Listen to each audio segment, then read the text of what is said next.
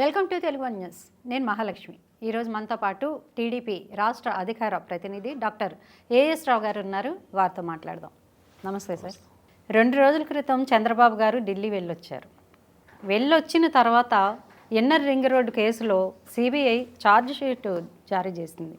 దీని వెనుక అసలు ఏంటంటారు కథనం? సిఐడి అది. సిబిఐ అంటే కేంద్ర ప్రభుత్వం. సిఐడి ఏమైపోయిందంటే జగన్మోహన్ రెడ్డికి సొంత సెక్యూరిటీ గార్డ్ లాగా తొత్తుల్లాగా మారారు. అంటే పెంపుడు కుక్కలాగా మారారు సిఐడి. అంటే ఒక వ్యవస్థ అనకూడదు, కానీ ఆ వ్యవస్థని ఆ విధంగా భ్రష్టు పట్టించిన మనం రాష్ట్రం అంతా చూస్తూ ఉన్నారు, దేశం అంతా చూస్తాం. బహుశా ఏ రాష్ట్రంలో కూడా సిఐడి వ్యవస్థకు ఇంత అప్రతిష్ట తీసుకురాలేదు. వాళ్ళ ప్రభుత్వంలో ఉన్నటువంటి వారు, ప్రభుత్వం చెప్పినటువంటి మంత్రులు, వాళ్ళ యొక్క అవకాశం ఏ విధంగా ఉంటే ఆ విధంగా ఈ యొక్క వ్యవస్థను వాడుకోవడం జరుగుతుంది. సో ఇప్పుడు చంద్రబాబు నాయుడు గారికి వచ్చేటటువంటి ఆదరణ ప్రజల్లోకి వెళ్తున్నారు. ఒకవైపు భువనేశ్వరి గారు కూడా నిజం గెలవాలని ప్రజల్లోకి వెళ్తున్నారు. మళ్ళీ ఒకవైపు లోకేష్ గారు వెళ్తున్నారు, ఒకవైపు బాబు గారు సభలు పెడుతున్నారు. అదేవిధంగా కార్యకర్తలు కానీ నియోజకవర్గం స్థాయి, జిల్లా స్థాయి నాయకులు కూడా అనునిత్యం నిర్విరామంగా ప్రజలను కలుస్తున్నాం. తో ప్రజలని చైతన్యపరుస్తున్నాం. ప్రజాస్వామ్యాన్ని ఏ విధంగా కూనియింది, గతంలో తెలుసో తెలియక మీరు ఒక తప్పు చేశారు, ఒక రాక్షసుడికి చెప్పినటువంటి మాటలు నమ్మి ఒక రాక్షసుడికి పట్టం కట్టారు. మొత్తం రాష్ట్రం ఒక 20 సంవత్సరాలు వెనుకకు నెట్టేయబడింది, అభివృద్ధి కుంటుబడింది, భవిష్యత్తు మొత్తం అంధకారంలో అయిపోయింది. ఈ యొక్క రాష్ట్రానికి మళ్ళీ పునర్జీవం తీసుకురావాలా, రాష్ట్రానికి అభివృద్ధి దశలో రాష్ట్రాన్ని మళ్ళీ పయనింపజేయాలంటే మరి అనుభవజ్ఞుడు ఒకటి కావాలా, ఒక సుదీర్ఘ రాజకీయ చరిత్ర, ఒక సమర్థవంతమైనటువంటి నాయకుడు అక్కడ అవసరం అని చెప్పి ప్రజల్లో అనునిత్యం వెళ్తున్నాం మేము కానీ మా కూటమి తరఫు నుంచి అందరూ కూడా. ఇది చూసి జగన్మోహన్ రెడ్డి వెన్నులో వణుకు పుట్టింది. ఏం జరుగుతుంది, ఇక కేవలం 2 నెలలే ఉంది, ఏ విధంగా వెళ్ళదు బూడిద చల్లాలి. గతంలో చూశారు 53 రోజులు ఏ విధమైనటువంటి సాక్ష్యాధారాలు ప్రొడ్యూస్ చేయకుండా, కోర్టుకు సాక్ష్యాధారాలు అందించకుండా కాలయాపన చేస్తూ, టెక్నికాలిటీస్ యూజ్ చేసుకుంటూ కాలయాపన చేస్తూ చంద్రబాబు నాయుడు గారిని ఎంత వీలైనంత ఇబ్బంది పెట్టాలని ప్రయత్నించారు. ధర్మం మా పక్షాన ఉంది. 53 రోజుల తర్వాత వారికి బెయిల్ రావడం జరిగింది. ఆ తర్వాత న్యాయస్థానంలో మా యొక్క న్యాయవాదులు మా పక్షాన పోరాటం చేస్తుండ్రు. మా పక్షాన అంటే ప్రజల పక్షాన అనుకోవచ్చు. తెలుగుదేశం పార్టీ ప్రజల గురించి పుట్టినటువంటి పార్టీ. ఈరోజు మళ్ళీ నిన్న వెళ్ళి చంద్రబాబు నాయుడు గారు కేంద్ర ప్రభుత్వం బీజేపీ అధిష్టానాన్ని కలవడం, మళ్ళీ ఒక పొత్తుల గురించి ఆల్రెడీ జనసేన తెలుగుదేశం పార్టీ కలయిక ఆల్మోస్ట్ ఆల్ ఖరారైంది. మేము సీట్లు కూడా ఎలక్షన్ చేస్తున్నాం. ఈ తరుణంలో బీజేపీ కూడా కలిసి వచ్చే సంకేతాలు రావడంతో చంద్రబాబు నాయుడు గారు, పవన్ కళ్యాణ్ గారు వీళ్ళందరూ కేంద్ర బీజేపీ యొక్క అధిష్టానంతో కలవడం జరిగింది. ఈ కలయికతోటి మరి రాష్ట్రంలో నేను ఒంటరివాడిని అయిపోతా, వీళ్ళందరూ కలిసి నన్ను దాడి చేస్తారు, ఇక నా బతికి బట్ట కట్టడం అసంభవం అని చెప్పేసి జగన్మోహన్ రెడ్డికి 6th సెన్స్ ఆల్రెడీ స్టార్ట్ అయ్యింది. వెళ్ళారు కదా జగన్మోహన్ గారు. మళ్ళీ ఏం చేయాలి? అవకాశం చంద్రబాబు నాయుడు గారి పైన ఇప్పుడు ఏం చేయగలుగుతాము? ఈయన చేసే అరాచకం అంతా మేము ప్రజల్లో చెప్తున్నాం. ఇది అవాస్తవం అని చెప్పుకోవడానికి కూడా ముఖం లేదు. పరదాలు కట్టుకొని తిరుగుతున్న ఈ పరిస్థితుల్లో నువ్వు ఏ విధంగా చెప్పగలుగుతావు? ప్రజలని ఎదిరించే ధైర్యం లేక, ప్రజల్లో పోవడానికి ముఖం లేక, ప్రజలకు నువ్వు చేసిన అన్యాయం వల్ల నువ్వు ప్రజలను ఎదుర్కోలేక చంద్రబాబు నాయుడు గారి పైన మొన్ననే బెయిల్ వచ్చింది. ఆల్రెడీ ఆ కేసులో చంద్రబాబు నాయుడు గారికి బెయిల్ ఉంది. నువ్వు ఛార్జ్ షీట్ చేస్తే ఏమవుతుంది? మేము భయపడతామా? ఈ తాటాకు సపోర్ట్తో ఎవ్వడు భయపడలేడు. ఇక్కడ ఏ ఒక్క కార్యకర్త కూడా భయపడాడు. అంటే ఎలక్షన్ ముందు ఇలాంటి పరిణామాలు మంచివే. ఏమవుతావమ్మా? ఇప్పుడు తప్పు చేయనోడికి భయం ఎందుకు? మా నాయకుడి పైన ఒక నింద వేశారు, ఆరోపణ చేశారు. ఆరోపణ విచారణ ఎదుర్కొన్న తర్వాత ఎదుర్కొంటాం. ఛార్జ్షీట్ ఇప్పుడు ఎప్పుడు వేస్తారు? ఛార్జ్షీట్ ఏమని చెప్పండి. ఛార్జ్షీట్ వేస్తే మాకేమవుతుంది? ఛార్జ్షీట్ వేసినప్పుడు చంద్రబాబు నాయుడు గారి లాంటి ఒక వ్యక్తి పైన 17A వర్తించే ఒక వ్యక్తి పైన చంద్రబాబు నాయుడు గారు లాంటి వ్యక్తి పైన ఒక అభియోగం నొప్పితే ఛార్జ్షీట్ వేసేటప్పుడు ఎఫ్ఐఆర్లో నమోదు చేసేటప్పుడే గవర్నర్ యొక్క పర్మిషన్ అవసరం.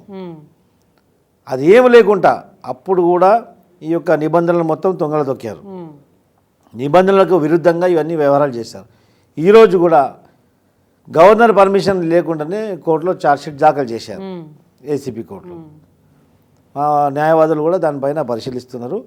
మ్యాక్సిమం ఈ యొక్క దాఖలు చేసినటువంటి ఛార్జ్షీట్ రిజెక్ట్ అయ్యే అవకాశం కూడా ఉంది. మా న్యాయ నిపుణులతో సలహాల ప్రకారంగా రిజెక్ట్ అయ్యేది. ఎందుకంటే ఇలాంటి వ్యక్తిని, ఒక హై ప్రొఫైల్ ఉన్నటువంటి వ్యక్తికి వారిపైన ఛార్జ్షీట్ నమోదు చేసే సబ్మిట్ చేసే ముందు గవర్నర్ యొక్క పర్మిషన్ అవసరం కాబట్టి, గవర్నర్ గారి పర్మిషన్ లేదు కాబట్టి ఇది ఒక రిజెక్ట్ అయ్యే అవకాశం ఉంది.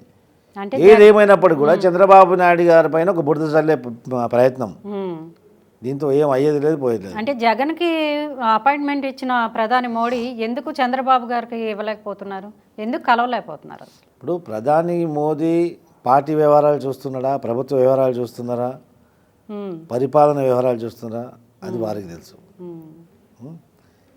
చంద్రబాబు నాయుడు గారు ఇప్పుడు అధికారంలో లేరు, ప్రతిపక్షంలో ఉన్నారు. ఒక పార్టీ యొక్క అధినేతగానే అక్కడికి వెళ్తారు కదా. ఇప్పుడు ఏమవసరం కేంద్ర వాళ్ళ జాతీయ పార్టీతోటి, బీజేపీ జాతీయ నాయకత్వంతో చంద్రబాబు నాయుడు గారికి ఏం పని? రేపు రాబోయే ఎన్నికల్లో కలిసి వెళ్తామా లేదా, అదొకటే కదా. అంటే కలిసి వెళ్ళే ఛాన్సెస్ ఉన్నాయంటారా మీరు? ఉన్నాయి కాబట్టి, కలిసి వెళ్ళే ఛాన్సెస్ ఉన్నాయి కాబట్టి అక్కడ భేటీకి వెళ్ళారు కదా. వెళ్ళిన తర్వాత మా యొక్క ఈక్వేషన్స్, వాళ్ళ యొక్క ఈక్వేషన్స్, వాళ్ళ అభిప్రాయాలు, మా అభిప్రాయాలు, ఒక 2 మీటింగ్ల తర్వాత ఒక కొలికి వచ్చిన తర్వాత బహిరంగంగా ఒక ప్రెస్ మీట్ పెట్టి ప్రజల్లో ప్రకటిస్తారు. అది ఫస్ట్ మీటింగ్లోనే వాళ్ళు వెళ్ళి రాగానే మనోడికి వణుకు పుట్టి రాత్రి సిఐడి తోటి ఛార్జ్షీట్ వేయించడం, మనోడు చెప్పబెట్టడం, వాళ్ళు ఢిల్లీకి పోవడం, అక్కడ పోయి వాళ్ళ కాలు మొక్కడం, ప్రాధేయపడడం, ఇదంతా చంద్రబాబు నాయుడు గారిని డిఫేమ్ చేసే ప్రయత్నం. ఏదేమైనప్పటికీ కూడా చంద్రబాబు నాయుడు పైన ఇలాంటి 10 కేసులు 10 ఛార్జ్షీట్లు వచ్చినా ఏం భయపడే అవసరం లేదు. తెలుగుదేశం శ్రేణులు కానీ, తెలుగుదేశం నాయకత్వం కానీ ఇలాంటి తాటాకు చప్పుట్లకు ఎప్పుడు మేము భయపడే అవసరం లేదు, భయపడం కూడా. రానున్న కాలంలో ప్రజలు ఇవన్నీ గమనిస్తున్నారు. జగన్మోహన్ రెడ్డికి గట్టిగా బుద్ధి చెప్పబోతున్నారు. తెలుగుదేశం పార్టీ ఘన విజయం సాధించిన తర్వాత అప్పుడు మేము ఇంతకు 100 టైమ్స్ చూపిస్తాం ఏ విధంగా ఉంటుంది, పరిపాలన ఏ విధంగా ఉంటుంది, ఒకరి పైన తప్పుడు అభియోగాలు చేస్తే వాడికి పడే శిక్ష ఏ విధంగా ఉంటుంది కూడా జగన్మోహన్ రెడ్డికి చూపించబోతున్నాం మేము. యువగలం పాదయాత్ర అయిపోయింది, ఇప్పుడు శంఖారావం పాదయాత్ర ప్రారంభం కాబోతుంది. శ్రీకాకుళం జిల్లా ఇచ్చాపురం నుంచి 11 రోజులు జరుగుతుంది అంటున్నారు, నిజమేనా సార్ ఇది? యువగలం అనేది యువతని ముఖ్యంగా ఆ యొక్క నియోజకవర్గాల్లో వాళ్ళని చైతన్యపరిచి రాజకీయాల పట్ల, ఈ యొక్క రాజకీయ వ్యవస్థల పట్ల, పరిపాలిస్తున్నటువంటి ఆ రాక్షసుడి పట్ల ప్రజల్లో ఒక అవగాహన క్రియేట్ చేసి ప్రజల్ని చైతన్యపరిచి వాళ్ళను కూడా ఈ వ్యవస్థలో భాగం చేసే ఉద్దేశంతో యువగలం పాదయాత్ర చేశారు. అనివార్య కారణాల వల్ల దాదాపు 2200 కిలోమీటర్లు నడిచిన తర్వాత పాదయాత్ర కొనసాగింది. ఆ తర్వాత ఇక అనూహ్య పరిణామాలకు దృష్ట్యా అది స్టాప్ చేయడం జరిగింది. ఇప్పుడు మళ్ళీ ఎన్నికలు సమీపించినాయి కాబట్టి ఎన్నికలకి శంఖారావం, అందుకే పేరు మార్చారా యువగలంని? శంఖారావం పేరుతోటి ఇవి మేము యుద్ధానికి శంఖారావం అన్నమాట పూరిస్తున్నారు. శంఖారావం ఊరించినట్టే 11 రోజులు శ్రీకాకుళం నుండి ఇచ్చాపురం నుంచి మొదలుపెట్టుకొని ఆ తర్వాత 11 రోజులు ఎక్కడెక్కడైతే యువగలం పాదయాత్ర చేరలేదో అక్కడికి మళ్ళీ లోకేష్ గారు అవన్నీ కవర్ చేయడం జరుగుతుంది. ఆ తర్వాత నెక్స్ట్ నోటిఫికేషన్కి వెయిట్ చేస్తాం. నోటిఫికేషన్ రాగానే అందరూ కూడా యుద్ధ భూమిలో సిద్ధం ఉన్నాం. జగన్కి రిటర్న్ గిఫ్ట్ ఇవ్వబోతున్నారంట రేవంత్ రెడ్డి, ఇందులో ఎంత నిజం ఉంది అంటే ఎట్లా అని మీరు అడిగితే, ఈ వైసీపీ వాళ్ళు ఇక్కడ ఎవరైతే పెట్టుబడులు పెట్టారో, ఎవరైతే అక్రమాలకు పాల్పడ్డారో, నేతలు కానీ కార్యకర్తలు కానీ, వారిని బయటికి తీస్తున్నట్టు లిస్టు తెలుస్తోంది మాకు. మీరేమంటారు దీనిపై? ఇప్పుడు ఇద్దరు గురు శిష్యులే కదా, లంగా దొంగ. ఎవరు? ఇక్కడ ఉన్న కేసీఆర్ ఒక దొంగ, జగన్ ఒక లంగా. అంటే కేసీఆర్ గారు జగన్ గెలుపు కోసం సపోర్ట్ ఇచ్చినట్టు అప్పుడు అనుకున్నారు. సేమ్ అదే విధంగా ఇప్పుడు చంద్రబాబు కాదు, సపోర్ట్ ఇచ్చారు కూడా, ఇచ్చారంటారు. గతంలో గోడ గడియారాలు పంచినప్పుడు ఇక్కడ మిగిలిపోయిన గడియారాలు స్టిక్కర్ల పైన ఇంకో స్టిక్కర్ వేసి ఫ్యాన్ స్టిక్కర్ వేసి పంపించారు. అంటే ఇప్పుడు అదే తీరుగా అక్కడ చంద్రబాబు గారు తిరిగినటువంటి వెహికల్స్, అక్కడ ప్రచారానికి వాడిన వెహికల్స్ ఇక్కడ వాడారు. సో ఇద్దరు గురు శిష్యులు, ఇద్దరు లంగోట జంగోట లాగా ఉంటారు ఇద్దరు. మరి సేమ్ అదే అనుకోవచ్చు కదా, చంద్రబాబు గారు రేవంత్ రెడ్డి గారు కూడా సేమ్ గురు శిష్యుల బంధమే కదా వారిది కూడా. చంద్రబాబు నాయుడు గారు ఇట్లా లోపాయికారు ఒప్పందాలు చేసుకొని తెర వెనుక కథనాలు నడిపించారు. ఒప్పందం పెట్టుకుంటే బహిరంగంగా yes we are with Congress, we are with BJP అని ఓపెన్గా చెప్తారు. ఓపెన్గా అందరం కూడా బహిరంగంగా మేము చెప్పేసి డిక్లేర్ చేసి ఆ తర్వాత కలిసి వెళ్తాం. ముంగట ఒకరితోటి పొత్తు పెట్టుకొని ఇంకా ఇంకొకరు సపోర్ట్ చేయడం అది తెలుగుదేశం పార్టీకి సరిపడిన విషయం. తెలుగుదేశం పార్టీ చేసే కార్యక్రమం కాదు అది. ఇది జగన్మోహన్ రెడ్డి లాంటి వాళ్ళకి సాధ్యం, కేసీఆర్ లాంటి వాళ్ళకి సాధ్యం. ఇది ఒకవేళ బీజేపీతో పొత్తు పెట్టుకుంటే ఎవరికి లాభం, ఎవరికి నష్టం సార్? ఇప్పుడు బీజేపీతో పొత్తు అంటే అక్కడ ఉన్నటువంటి ప్రధాన ప్రతిపక్షాలు తెలుగుదేశం పార్టీ, ఆ తర్వాత జనసేన. సో బీజేపీకి అక్కడ అంత చెప్పుకోదగ్గ ఓటు బ్యాంక్ లేనప్పటికీ కూడా రేపు ఈరోజు దేశవ్యాప్తంగా ఉన్నటువంటి పరిణామాలు చూసుకుంటే కేంద్రంలో బీజేపీ ప్రభుత్వం మళ్ళీ మోదీ 3.0 ఖరారైనట్టే కనిపిస్తుంది. దాదాపు అన్ని సర్వేలు కూడా మోదీ గారికి అనుకూలంగా ఉన్నాయి. అలాంటి పరిస్థితుల్లో ఇప్పుడు అధోగతి చెందినటువంటి రాష్ట్రము, దిక్కు దివాలా లేకుండా అయిపోయిన రాష్ట్రము, ముక్కలైపోయినటువంటి రాష్ట్రము, ఒక కరువు కాటకం కంటే దరిద్రంగా మారిపోయింది ఆ రాష్ట్రం. అలాంటి రాష్ట్రానికి మళ్ళీ అభివృద్ధి పయనం నడిపించాలంటే కేంద్ర ప్రభుత్వం యొక్క సహకారం చాలా అవసరం. ఆనాడు పోలవరం ప్రాజెక్టు కానీ ఇంకా అనేకమైనటువంటి కార్యక్రమాలు చంద్రబాబు నాయుడు గారు ఏ దశలో వదిలిపెట్టారో ఇప్పుడు కూడా అదే విధంగా ఉన్నాయి. ఎక్కడేసిన గొంగళ అలాగే ఉంది. అలా నిలిచిపోయిన కార్యక్రమాలు, నిలిచిపోయిన ప్రాజెక్ట్స్ అన్నీ కూడా మళ్ళీ ముందుకు సాగాలంటే కేంద్ర ప్రభుత్వం యొక్క సహకారం చాలా అవసరం.